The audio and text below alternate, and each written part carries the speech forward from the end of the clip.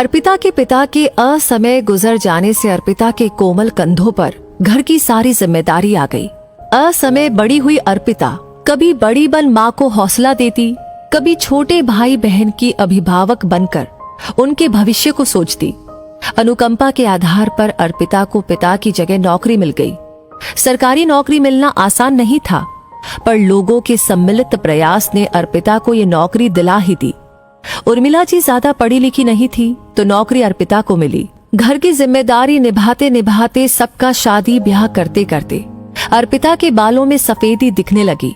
कुछ बारीक लकीरें चेहरे पर उभरने लगी। पर माँ को कभी लगता ही नहीं कि अर्पिता की उम्र हो रही है। छोटे भाई बहन की उम्र उन्हें दिखने लगी थी। हल्ला करके उन्होंने पहले छोटी बहन अरु की, फिर भाई अभय की शादी करवा दी। पर अर्पिता की उम्र वहीं ठहरी हुई थी जहां पिता छोड़ गए थे। उर्मिला जी कभी अर्पिता की शादी का नाम ना लेती। हाँ, ऑफिस में उसका एक सहकर्मी उसका संघर्ष देखकर प्रभावित था और शादी करना चाहता था।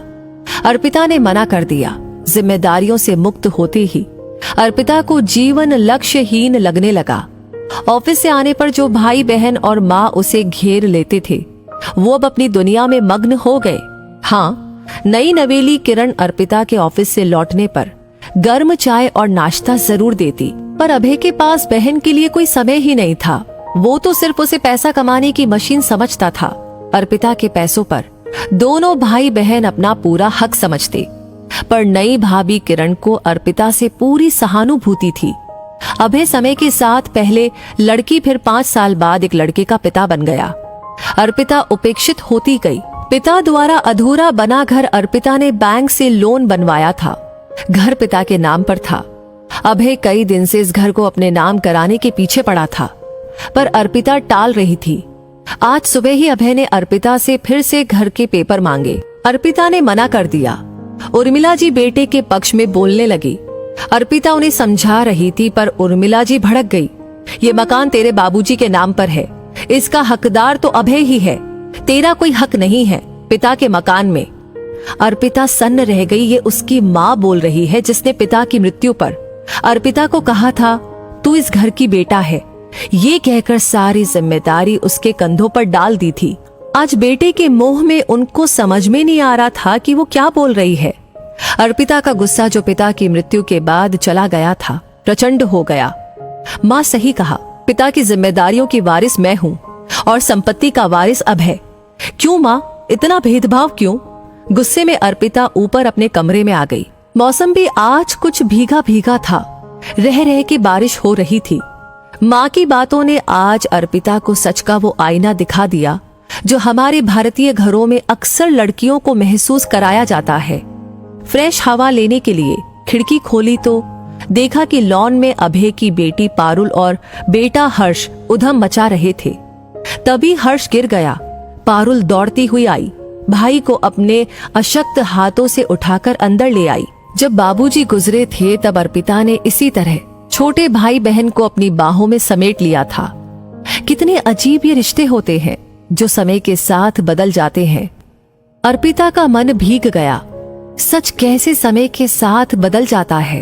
बचपन में एक दूसरे पर जान देने वाले भाई बहन बड़े होकर अपनी गृहस्थी में रच बस जाते हैं, जहां रिश्ते के नाम पर पति पत्नी और बच्चे ही दूरी बन जाते हैं।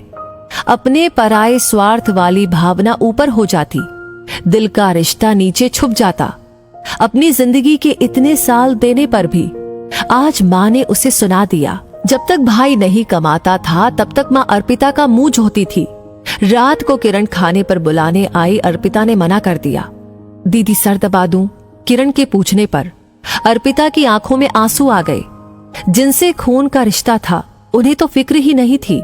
ये तो दूसरे घर से आकर भी उसकी व्यथा को समझती है। शायद एक स्त्री दूसरी स्त्री के दर्द को समझ पा रही है। भोर का सूरज एक नई उम्मीद लेकर आया। अर्पिता अपनी अटैची तैयार करके नीचे उतरी। माँ को बोली, मैं जा रही हूँ अपनी दोस्त के यहाँ पर रहने। ये संपत्ति अभय की है, पर समय रहते मेरी जिंदगी भी संवार दी होती तो आज उम्र के इस मोड़ पर मैं तन्हा ना होती, या मैंने भी समय रहते अपनी खुशियों को नजरअंदाज ना किया होता तो अरु और अभय की तरह मेरा भी घर परिवार होता। आप माँ तीनों की थी, फिर आपने मेरे लिए क्यों नहीं सोचा? माँ ने शर्म से आंखें झुका ली। सच ही तो कहा अर्पिता ने। ये पक्षपात वो कैसे कर गई? बेटे के मुंह में सही गलत का फैसला करना भूल गई। उधर किरण पहली बार पति के विरुद्ध खड़ी हो गई। अभय को बहुत खरी खोटी सुनाई। जिस बहन ने अपनी जिंदगी होम कर दी आपको पढ़ाने लिखाने में, उसी बहन पर आपको एतबार नहीं था। घर दीदी का बनवाया है, ये उन्हीं का रहेगा। जाना है तो हम लोग दूसरी जगह जाएंगे, दीदी नहीं। पारुल और हर्ष में झगड़ा हो गया।